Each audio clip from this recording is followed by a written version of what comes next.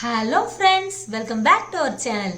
இன்னைக்கு நம்ம பார்க்க போற ரெசிபி என்னன்னா மட்டன் கோலா உருண்டை.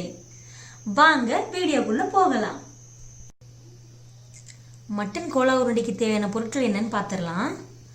மட்டன் கொத்துக்கறி 1/4 கிலோ, 1/4 ஸ்பூன் மஞ்சள் தூள், 1/4 ஸ்பூன் கரம் மசாலா, ஒரு வெங்காயத்தை குட்டி குட்டியா கட் பண்ணி எடுத்துக்கோங்க.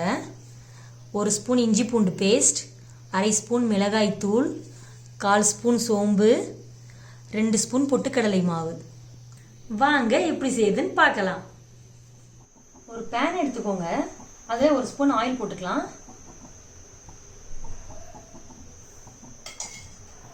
ஆயில் சூடாகட்டும். எண்ணெய் சூடாயிடுச்சு. இப்போ நம்ம மட்டனை சேர்த்துக்கலாம்.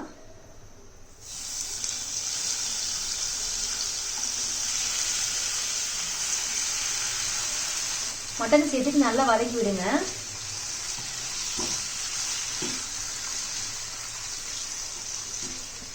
மட்டன்லேருந்து நிறைய தண்ணி வரும். அந்த தண்ணி எல்லாம் நல்லா ட்ரை ஆகணும். அது வரைக்கும் நம்ம மட்டனை ஃப்ரை பண்ணணும். மீடியம் ஃப்ளேம்லேயே வச்சு ஃப்ரை பண்ணுங்க. மட்டன்லேருந்து தண்ணி வர ஆரம்பிச்சதும் கொஞ்சம் மஞ்சத்தூள் ஆட் பண்ணிக்கலாம். மஞ்சத்தூள் ஆட் பண்ணிட்டு நல்லா மிக்ஸ் பண்ணி விட்டுக்கோங்க. இதில் இருக்க தண்ணி ஃபுல்லாக ட்ரை ஆகணும்.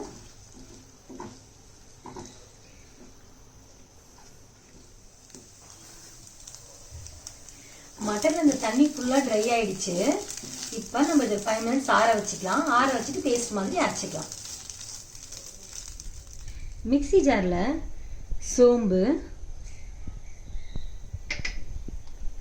மிளகாய் தூள், கரம் மசாலா, இஞ்சி பூண்டு பேஸ்ட், இது கூட மட்டன் சேர்த்து அரைச்சிக்கலாம். மட்டன்ல சுத்தமா தண்ணி இருக்கக்கூடாது. தண்ணி இல்லாமல் நல்லா ஃப்ரை பண்ணி எடுத்துட்டு இதில் சேர்த்துக்கோங்க. தண்ணி இருந்தால் குழ குழன்னு வந்துடும். கோலா உருண்டை சரியா வராது. மட்டன் சேர்த்தாச்சு. இப்போ நம்ம இதை எல்லாத்தையும் அரைச்சிக்கலாம். இந்த மாதிரி நல்லா அரைச்சிக்கோங்க. இது ஒரு பவுலில் ட்ரான்ஸ்ஃபர் பண்ணிடலாம். பவுலில் ஃபஸ்ட்டு மட்டன் ஆட் பண்ணிக்கலாம்.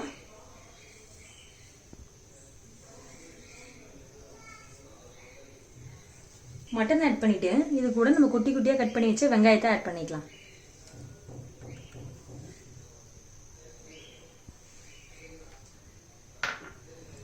இது கூட சின்ன சின்னதாக நறுக்கி வச்ச கருவேப்பிலை ஆட் பண்ணிக்கலாம். கொஞ்சமாக கொத்தமல்லி,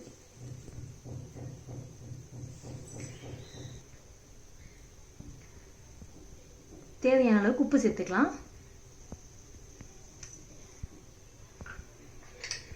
ரெண்டு ஸ்பூன் பொட்டுக்கடலை மாவு சேர்த்துக்கலாம்.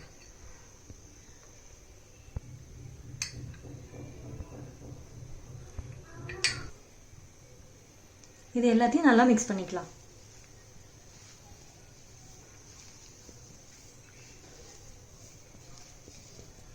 உங்களுக்கு தண்ணியாக வந்துருச்சுன்னா பொட்டுக்கடலை மாவு கொஞ்சம் அதிகமாக சேர்த்துக்கோங்க, சரியாயிரும். நல்லா பிசைஞ்சிட்டோம். இந்த நேரத்தில் உப்பு காரம் செக் பண்ணிக்கோங்க. உப்பு காரமும் கம்மியாக இருந்தால் நீங்கள் ஆட் பண்ணிக்கலாம். இப்போ இதை குட்டி குட்டி பால்ஸாக பிடிச்சிக்கலாம்.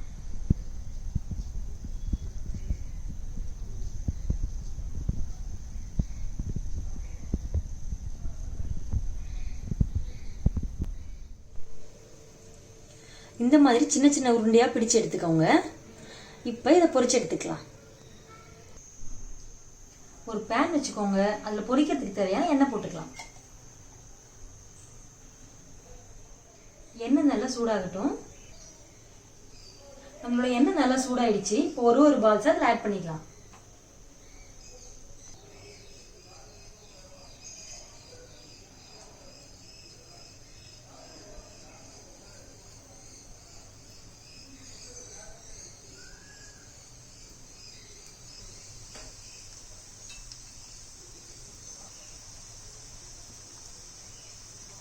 டூ மினிட்ஸ் ஆயிடுச்சு. இதை நான் திருப்பி விட்டுருக்கேன். நீங்களும் 2 மினிட்ஸ் ஒன்ஸ் இதை திருப்பி போட்டுக்கோங்க.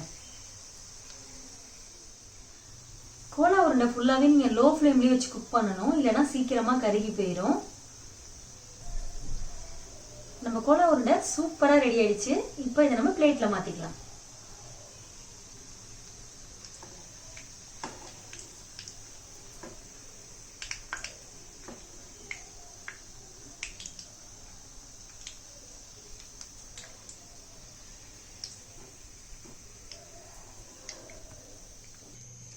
மட்டன் கோலா உருண்டை சூப்பரா ரெடி ஆயிடுச்சு.